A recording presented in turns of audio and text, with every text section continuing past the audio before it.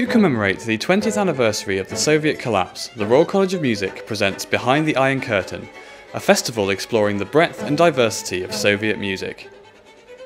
Cambridge academic William Quillen was the festival's artistic consultant.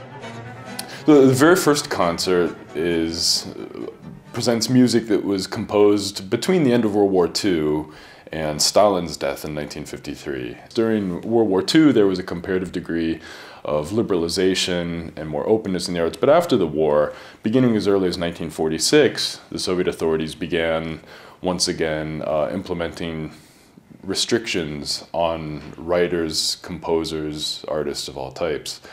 In music, this began really in 1948, and so the pieces that we look at span this period from 1948 until 1953. Of course, after Stalin's death, the atmosphere changed. It liberalized a period which we now call the thaw, well, which was even called the thaw then, and this is the period that we look at in the second concert, pieces composed during this era in the 50s and 60s of greater openness and greater liberalization.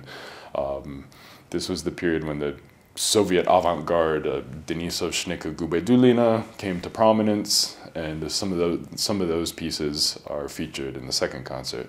The third concert looks at music composed by composers not living and working in Moscow or Leningrad, but in non-Russian regions.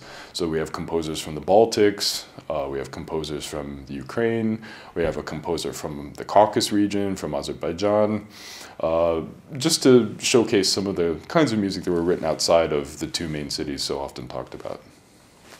One of the things that strikes me about Russia today is the diversity of music that's being made. I mean, you can find music of all types. Minimalist composers, experimentalist composers who look to John Cage. You can find composers that write music like it's,